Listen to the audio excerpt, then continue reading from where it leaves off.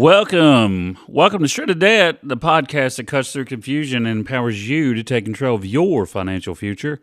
Whether you're buried in student loans, battling credit card balances, or just tired of living paycheck to paycheck, well, you're in the right place.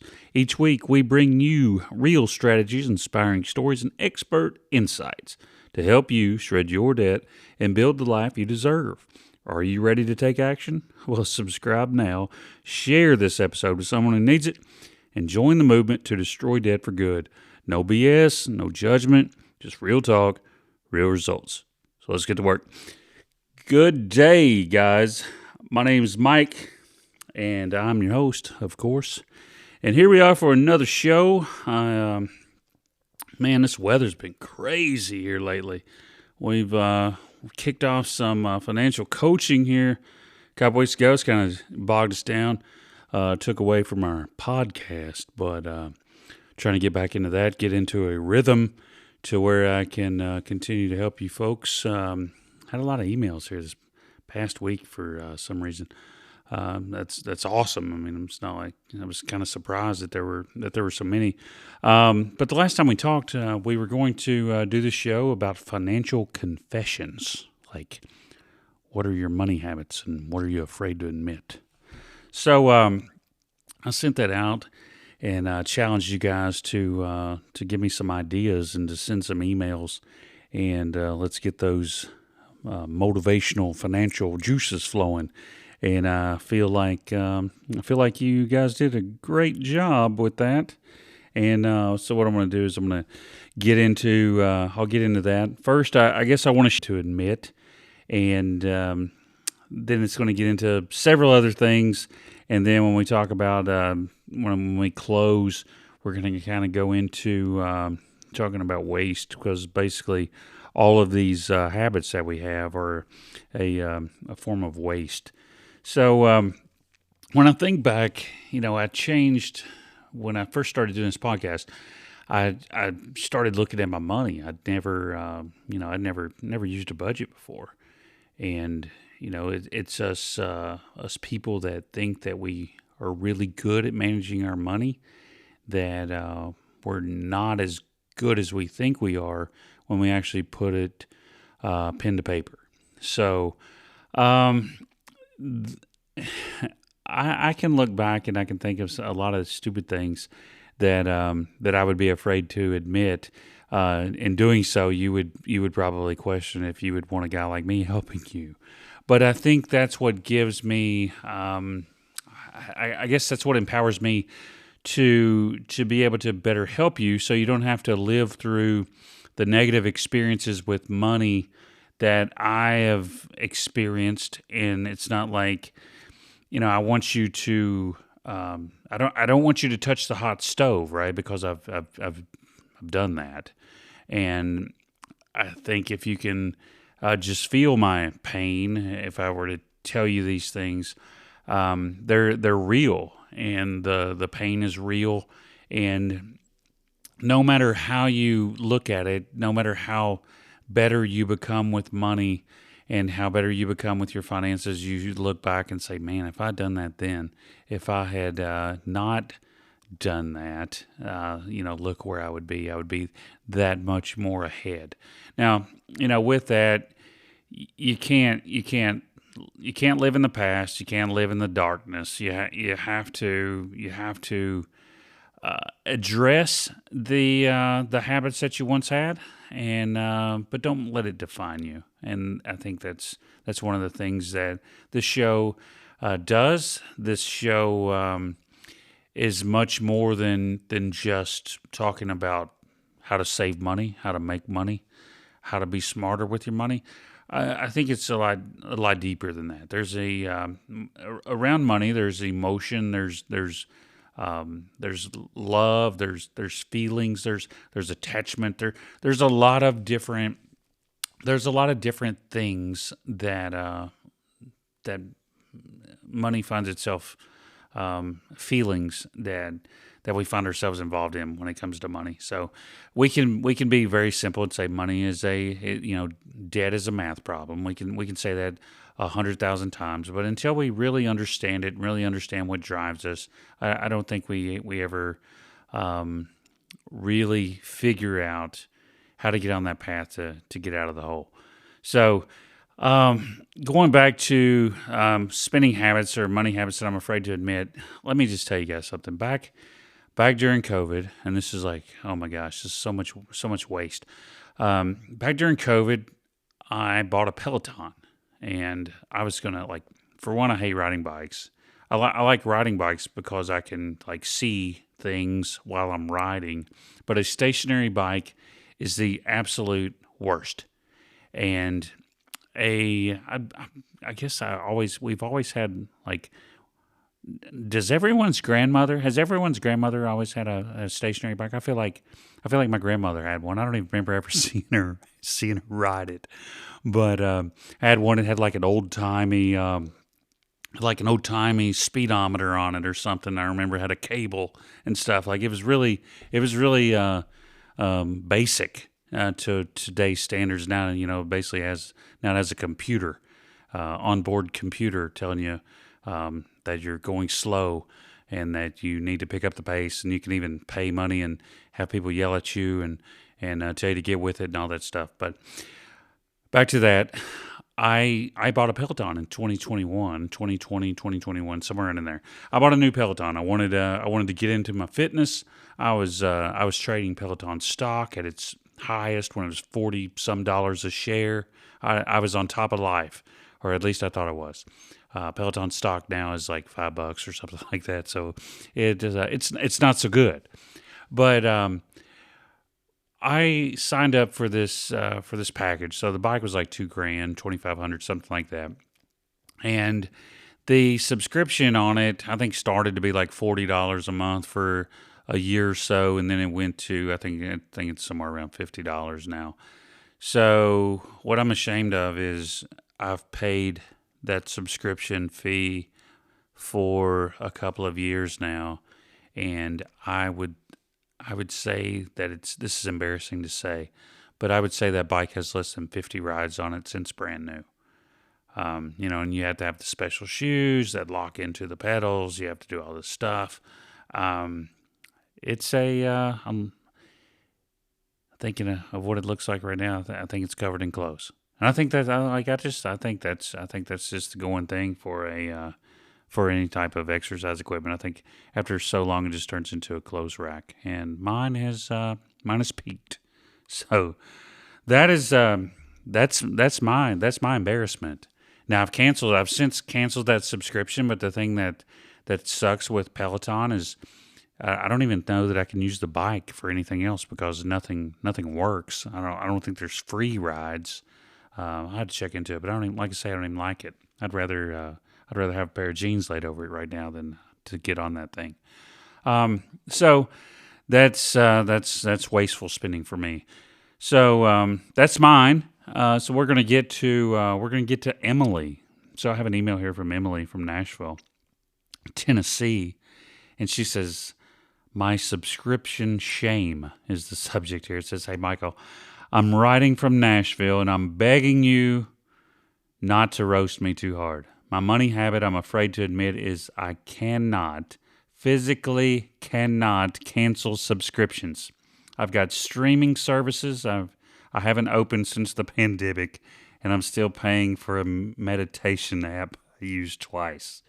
Every month I tell myself I'll sit down and clean them up, and every month I pretend it's not that bad. Meanwhile, my bank account is crying. Emily." Okay, Emily, let's do something. If you're listening to this show now, let's find 5 minutes and see how much money that you can save.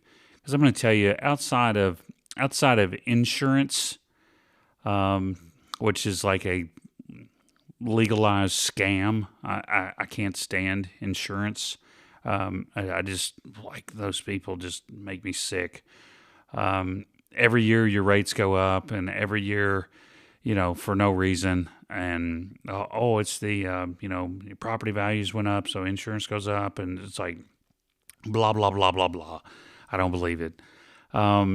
So anyway, Emily, what I would tell you to do is look at these subscriptions, because this is it sucks, right? For all of us, if we watch TV, which I don't watch TV, but like in the fall and then the end of winter, basically captures the pro football, and then it captures college football, and then college basketball, and then up to like the Final Four in March, and that's really the only TV that I watch. I don't get. I have been like connected to certain shows. I like that show with Sylvester Stallone in it. With Tulsa, I think is the name of it. I really like that show, and it's on Showtime, I think.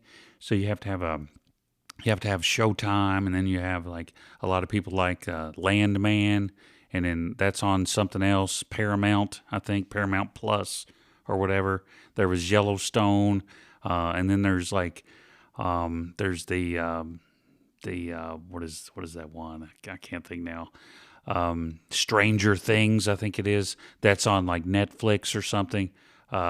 There's so many different shows, and then we get like connected to them, right? And then it's like, oh, it's only $9.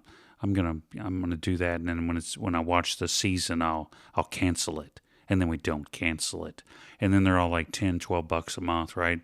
And then I don't even know. I have YouTube TV because I like to watch the shows, right? And for a little while, I shared it with my brother, and we did okay. Like I have HBO Max, but it's included in my phone bill, so I'm paying for it, but I feel better about not paying specifically for it. So when you're looking at those subscriptions, we were sharing, and then it's like TV people are so like they're so greedy. Everybody's so dadgum greedy.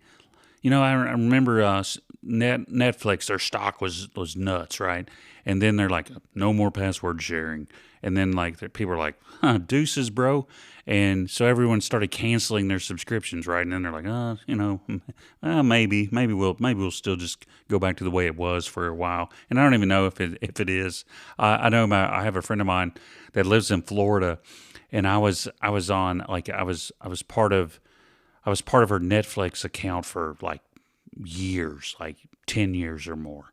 And then one day I like was going to go look at something or go watch something. I wasn't. Oh, I guess I was banished from the Netflix, or they culled out old accounts or something like that, or inactive accounts. But it was cool. So anyway, so I had the Netflix.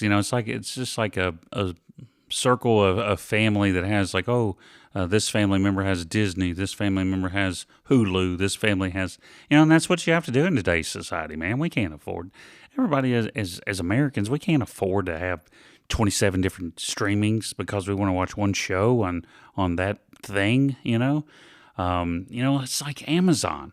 Amazon is so expensive. I have Amazon Music, and I used to listen to it a lot, and I used to listen to podcasts and things on it a lot. And I think it's like $16 a month or something like that. And that doesn't include Prime. So Prime's another fee. And it's like, gosh, man, we're feet off, It's like, man, we're just, every time we turn around, it's another fee. So what I would encourage you guys to do, just like I would encourage Emily to do, is if you're struggling with subscriptions and you can't, remember to have a friend of mine who has had cable has had a lot of problems with her cable internet for months and months and months and months, and basically all it took was 10 minutes to pick up the phone and call the cable company and have them come out and replace their modem with the current one. You're renting it every month anyway, so they give it to you, and it was like. She's like, man, I should have done this. I should have done this 8 months ago. Yeah, right? So what I would encourage you guys to do is look at your subscriptions and look at what you really have to have. I mean, I think, it's like YouTube TV, man. I'm paying $90 a month for that. And I would share it with everybody that I could share it with, because it's like stick it to the man, because TV is a racket. Like everybody, all these people are paying for commercials, and they're paying the TV company, and then we have to pay the TV company just to watch the show that we want to watch. It's like, man, if we just all, what if we all stuck together and be like, we're not watching TV, and then like TV would be cheap again. It's like, hold up a sign or something talking about, we want TV cheap TV, and that's probably not gonna happen.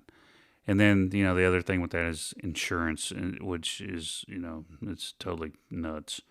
But anyway, sticking to that, I would tell you guys to look at all of your subscriptions, and if you're paying for something that's not making sense to you, if you're paying for something that you're using once a month, or you find yourself not using it, gym membership, I'm not going to shame you for not going to the gym.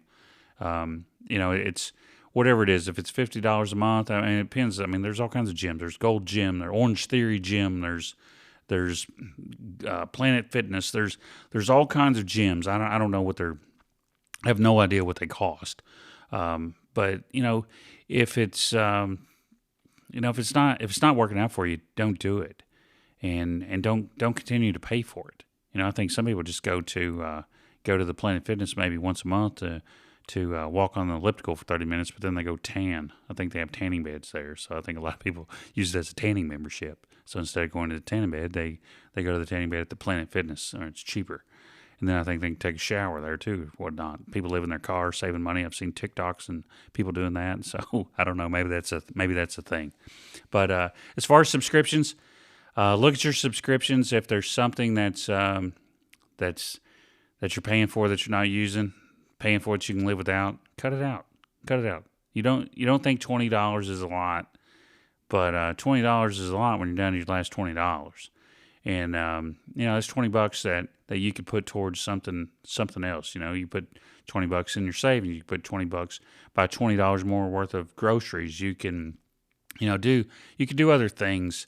Is what I'm trying to say, than just be wasteful. So, yeah. So stop doing that. Now we're going to who is this? Marcus. I feel like we get a lot of guys named Marcus. So Marcus, the subject here is the Amazon is my emotional support animal. Hey Shred the Debt Team, checking in from Columbus. My confession is that I emotionally shop on Amazon like it's a coping mechanism. Bad day, add to cart.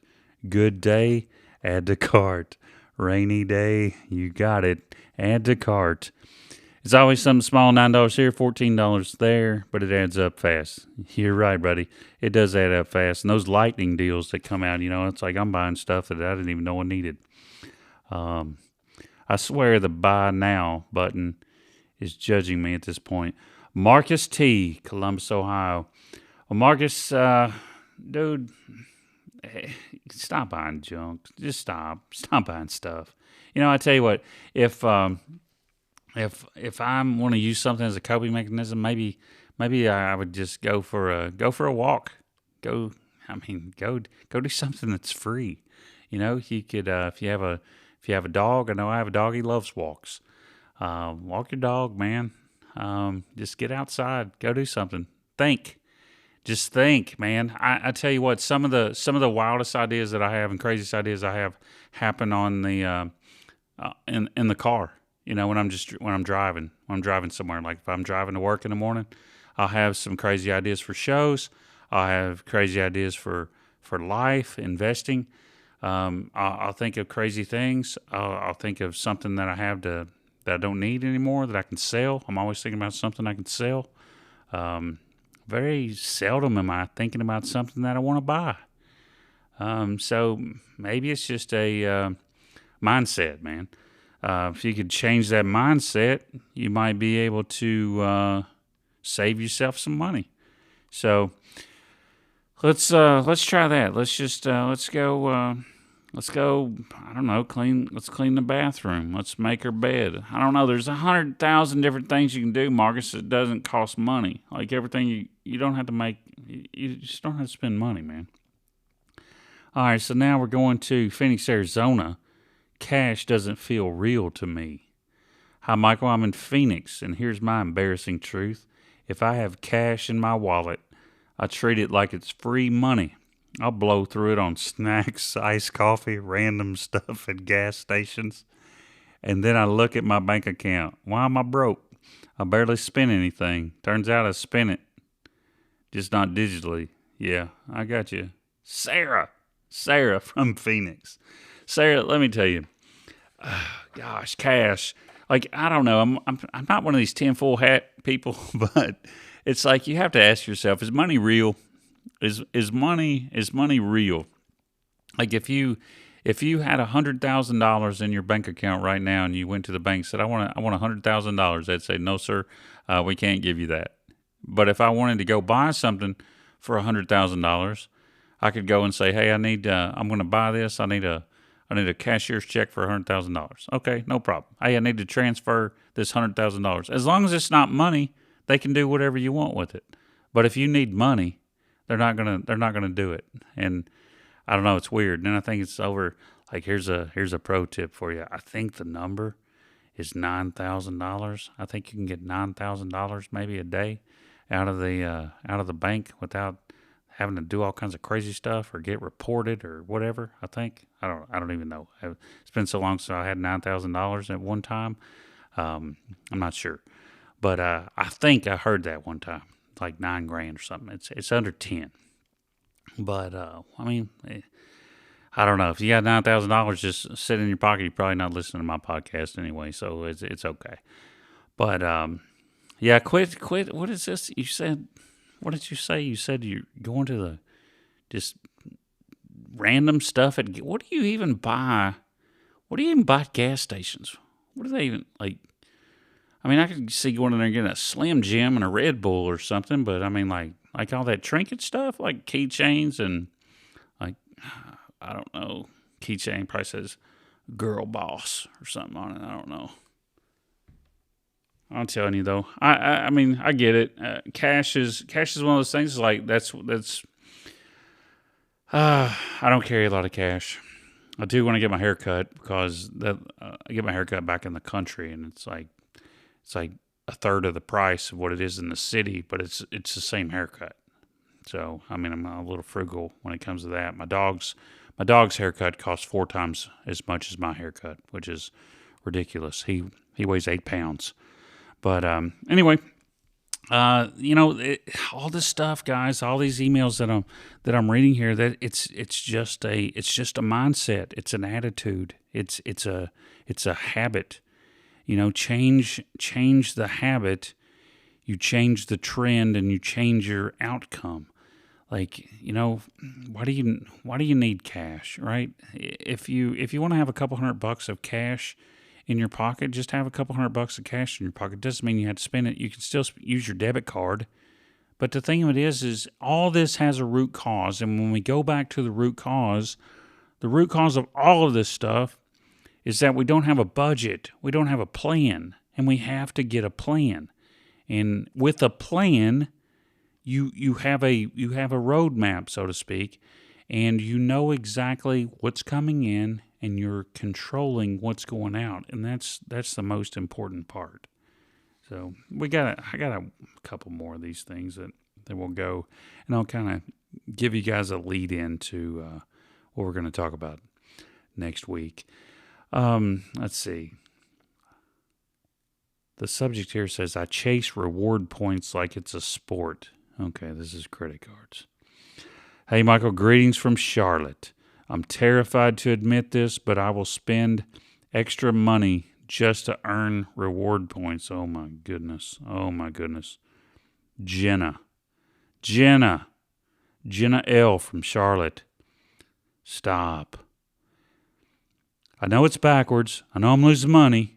But when I see you're only $18 away from 500 points, something in my brain short circuits. So I know what you mean. Right now, does anyone else say Bed Bath & Beyond, but they mean Bath & Body Works? Or is that just me? Because I straight up was getting ready to say Bed Bath & Beyond, but I 100% meant Bath & Body Works. So anyway, Bath & Body Works, they do that same thing. Oh, you're close to $50 for free shipping. And I'm sitting there like trying to add it up, right? It's like, well, I'm $7 away from free shipping, and shipping $7. I mean, like I'm trying to make it make sense, right? But I'm not asking myself, well, why am I spending $50 anyway? Why don't I just go to the store? There's one up the road. Why don't I just go there? I can save the $7 and just buy what I need, and then I don't have to buy $50 worth of stuff when really all I need is like $30. So anyway, that's one of those things. Let's see. Oh, here there's more from Jenna. There's more. I once bought 3 candles I didn't need just to hit a tear. 3 candles. 3. She said 3. Period. Candles. Yeah. Because I know where you went, Jenna. You went to the Bath and Body Works. I know what you did. You know they have that annual candle sale. They have it around Christmas every year. And then they're like, oh, come, it's a 3-wick candle. And I'm like, oh man, that mahogany teak wood, I love it. Give me 7 of them. But no, stop. I don't do that anymore. All right, we're gonna do one more, and then I'm gonna give you guys some insight into the next show. It's going to be about waste. We're going to talk about, we try to keep this thing financially based and with little attitude, little flash, little flair, little humor sometimes. But here we go. It says subject is I avoid opening bills like they're cursed. For one, are we still getting bills in the mail? Is that a thing? I don't know the last time I got a bill in the mail. Hi, Shred the Debt crew. I'm in Portland, Oregon. And my confession is that I avoid opening bills for days, sometimes weeks, even when I know exactly what they are. It's like financial procrastination mixed with denial. I stack envelopes on the counter like they're radioactive. I'm trying to get better, but man, those envelopes are intimidating. Dylan. All right, Dylan, let's have a little chat real quick. Dylan, if you can add something to bill pay today and not have a radioactive envelope coming to your house, some people, like my phone bill gives me a $10 a month discount because I auto pay. Dylan, let's auto pay some stuff, brother. Let's get rid of stacking envelopes and I don't even know. I mean, don't tell me you're writing checks. Don't tell me you're still doing that. Let's set up for some online bill pay, and let's write a budget. You don't need it. Just this week, I had a few emails this week saying, "Hey, could you send me an Excel version of a budget?" Yeah, simple, no problem. Use it every day. Like I say, I'm using Monarch. Dave Ramsey's got one. Every Dollar. They're all good. Even my bank has a budget, and I'm already spending my money through there. So I can it automatically it basically does the work for you. So if you have the opportunity and you haven't done it yet, get yourself a budget. Get a budget. You can't fix something if you don't know what the problem is. Your car can be making a sound, and if there's no indicator of what's wrong other than, it doesn't start or something like that, you have to know where to go. Where do we start? Does it have power? Does it, we're getting to the root cause of this. And as I work more and more on this book, it's everyday stuff, guys. It's everyday simple things. It's at the end of the day, this is 30,000 feet view. Money is a math problem. The debt is a math problem, okay? So it's just money. It's just a thing, and debt is just a thing, and the only way to attack it is to either make more and spend less, or just spend less, okay? That's the way. You can make more, and typically when we make more, we spend more. It's kind of the way it goes. But you know what? Here's a crazy thing that is super accurate. You can make more and spend less. You can make more and not spend any more. You can get a 5% raise at your job. It doesn't mean that you have to spend 5% more. You don't have to. And you can have side hustles that accommodate and help you with your bills. you can put that money aside. I have two side hustles, and I don't spend any of that money.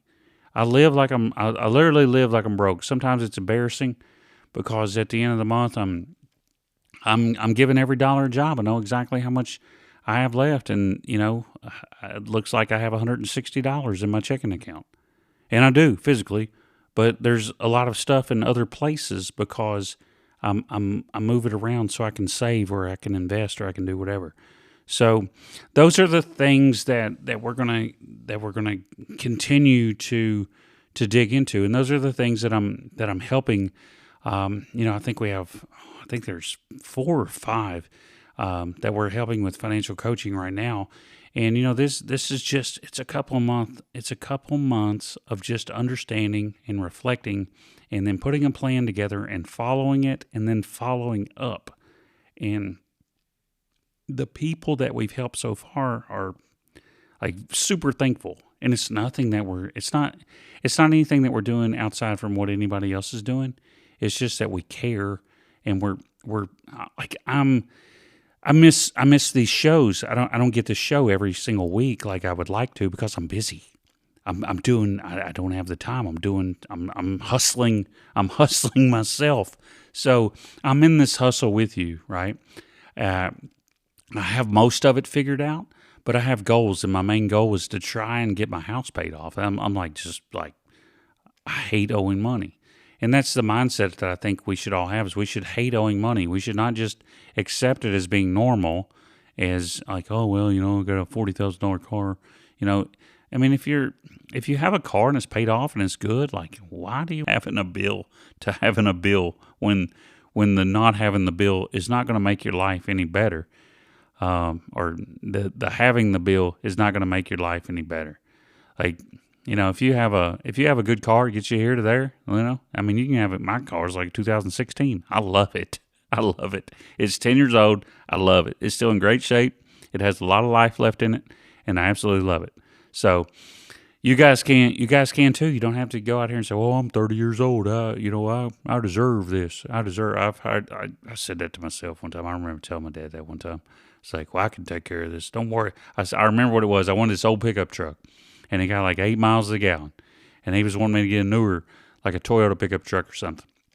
He's like, well, that Toyota truck is a lot more dependable than that old Chevrolet, and it's going to get a lot better gas mileage. And I'm like, I told him, I remember this. I was 16, 17 years old when I told him this. I said, don't you worry about paying that gas, how much gas mileage it gets. I pay my own gas, And I'm sitting there like, I'm some dude working construction in the summer for $8 an hour, and I'm sitting there telling my dad, don't worry about that gas, I got it. So, and then today I'm driving a Toyota. So it's crazy how things don't stick immediately, and then if I'm that you're finding are more and more, on point and in line with your financial goals than what you ever thought. Like, I feel like we become more and more like our parents, and it just hits us in the face one day. So anyway, that's where I'm going to leave us at this week. Next week, I'm going to cover waste. And being in manufacturing and working in automotive my entire career, there's a lot of Japanese terms. I've worked with Toyota for a lot and for a long time, and Muda is what we're going to cover next week. We're going to cover Muda, and I encourage you guys to keep the emails coming. I love reading them, and I'm not I don't want to roast anybody, but talking these emails and getting the interaction that we have, I'm sure the things that you guys are reading and you're putting in are a lot similar to what other people are experiencing. And I appreciate every one of the emails, and I try to get as many of them on as I can each week. But going into next week, what I want you guys to think about is what is a form of waste? What is some sort of wasteful spending that you see that you have? And it's kind of like with this week. Some of the emails about the subscriptions and some of those things that is wasteful. Going and buying something at the gas station because you have just because you have cash or something, that's wasteful. So let's think about waste for next week, and if you have any questions, send those. We'll use those on the air as well. But Japanese term that means waste. It's MUDA, and it's basically it's any activity that uses time, money, or energy, but creates no value.